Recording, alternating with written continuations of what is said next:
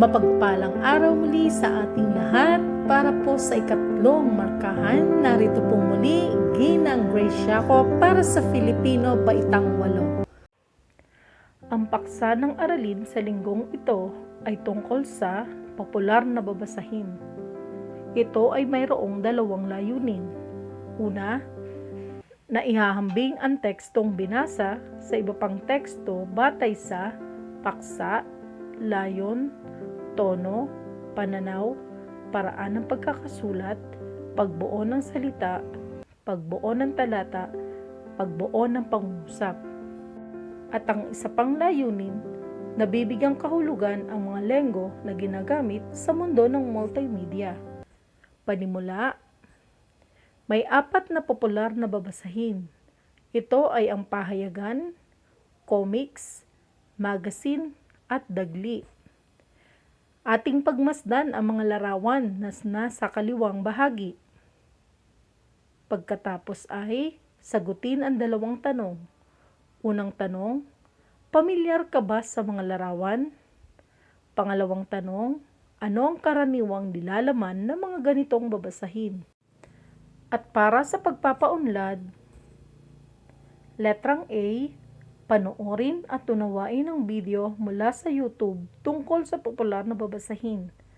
Nasa ibabang bahagi ang link.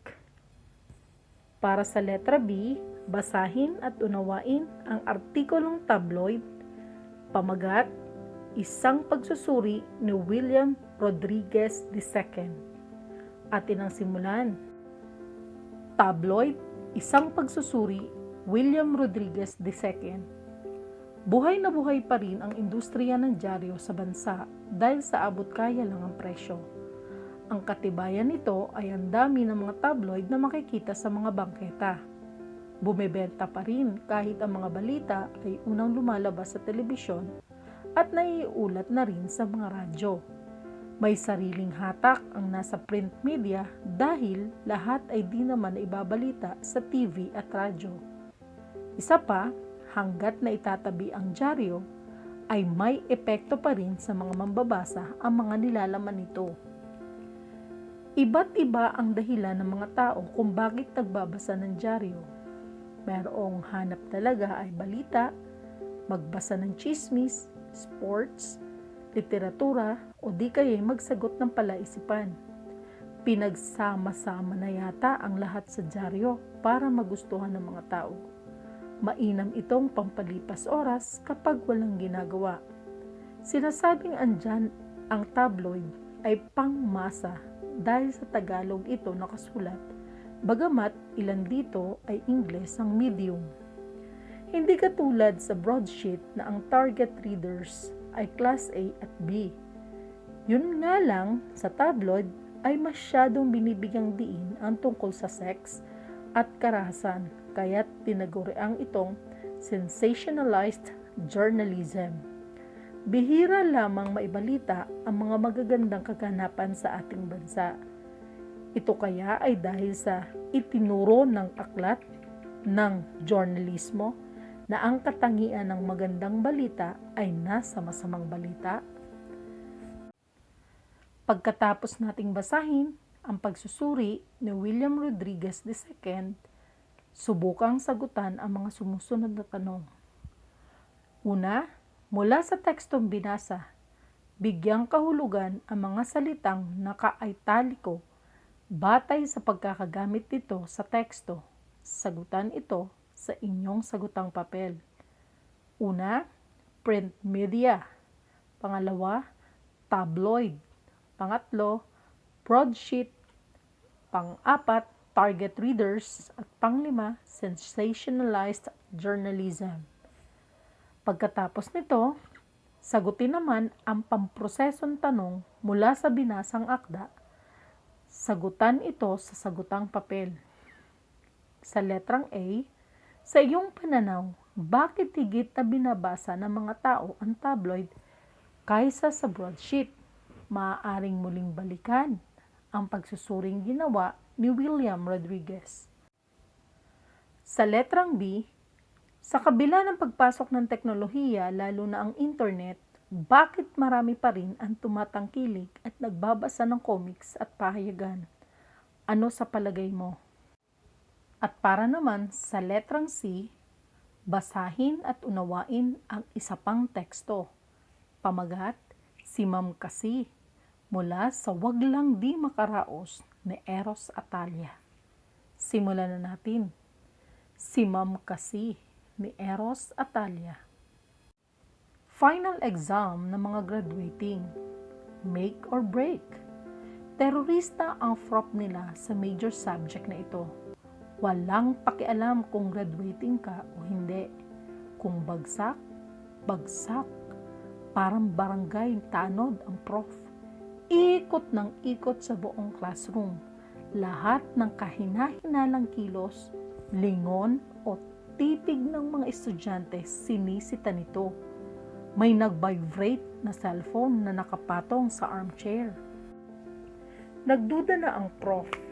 Gawain kasi ng ibang estudyante na ilagay ang sagot sa cellphone. Lumalapit pa lang ang prof na may hawak ng cellphone ay umiyak ng estudyante. Give me your phone. You're cheating. Pagkaabot ng estudyante ng cellphone sa teacher, dinampot na nito ang bag at saka bumira ng takbo papalabas ng classroom. Iniwan ng test paper. Class, you're all my witnesses. Your classmate is cheating. Will you read kung ano nakalagay sa message? Tumayo ang estudyanteng inutusang binasa phone. Why di you sagot? Tawag namin. Wala na si Dad. Di niya na-survive ang operation. Dito kami, hospital. Pagkatapos nito, sagutan ang mga tanong sa iyong sagutang papel. Unang bilang, ang binasang teksto ay isang anyo ng. Ang pangalawa, ano ang paksang binasang teksto? Pangatlo, bigyan ng angkop na paghinuha ang maaaring naging damdamin ng mag-aaral sa panahong habang kumukuha ng pagsusulit at naririnig niya ang pagbabibrate ng kanyang cellphone. Pang-apat, maghinuha sa maaaring maging pananaw at damdamin ng guro sa huling nangyari sa teksto. At panghuli, ano ang pinakaangkop na mensahe sa binasang teksto. At para naman sa bahagi ng pakikipagpalihan, letrang A, paghambingin mo ang tekstong iyong binasa batay sa paksa, layon, tono, pananaw, paraan ng pagkakasulat, pagbuo ng salita, pagbuo ng talata, pagbuo ng pangungusap, gamit ang chart sa ibaba. Tabloid, isang pagsusuri, paghambingin, si Ma'am Kasi. Paksa, layon, tono, pananaw, paraan ng pagkakasulat, pagbuo ng talata, pagbuo ng pangungusap. At para naman sa letrang B, puna ng angkop na titik ang patlang upang mabuo ang salitang angkop sa diwa ng talata. Masasabing nagpatuloy ang tradisyonal na panitikan sa kabila ng modernisasyong dulot ng pag-unlad ng teknolohiya. Marahil, nagkaroon lamang ito ng bagong mundo o mukha.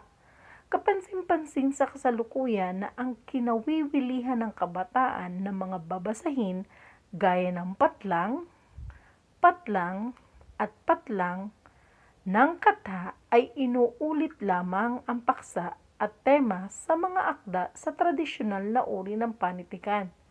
Kung susuriin, naiiba lamang sa patlang, patlang, at kaalamang patlang ang panitikang popular. Ang patlang ang pangungusap teksto ay bahagi kung saan ito ang nagpapakita kung ano ang tinatalakay ng binasang teksto. Tumutukoy naman ang patlang sa damdaming maaaring madama mo sa babasahing iyong binasa. Halimbawa, baka ang binasa mo ay tumutuligsa sa nagaganap na korupsyon sa ating lipunan. Ito ay masasabi nating galit o nanunuligsa ang tono. Sapat lang naman dito makikita ang nais na mangyari na nagsasalita sa teksto. Paraan ng pagkakasulat ay maaaring patalata o pakwento. At sa pagkakabuo ng mga salita, maaaring gumamit ang may akda ng formal o di-formal na mga salita. At para naman sa letrang C, mula sa mga binasa at nalaman mo tungkol sa panitikang popular, paano naiiba ito sa tradisyonal na panitikan? Subukan mong sumulat ng isang editorial bilang pagsusuri dito. Isulat sa iyong sulatang papel ang iyong magiging sagot. At para sa panghuli paglalapat, sa iyong sagutang papel ay sagutan ang pagtataya sa ibaba. Piliin ang letra ng tamang sagot. Sa unang bilang, ang mga akdang popular gaya ng comics, dagli at iba pang uri nito ay halimbawa ng A. Kontemporaryong panitikan, B. Kontemporaryong paksa, C. Tradisyonal na panitikan, at D. Sinaunang kwento. Para sa ikalawang bilang, ito ay isang uri ng print media na kailanman ay hindi mamamatay dahil bahagi na ito ng ating kultura. A. Magazine, B. Pahayagan, C. Comics, D. Dagli. At para sa pangatlo, tinaguri ang dyaryo ng masa ang tabloid dahil A. Mura at sa Tagalog ito nakasulat, B.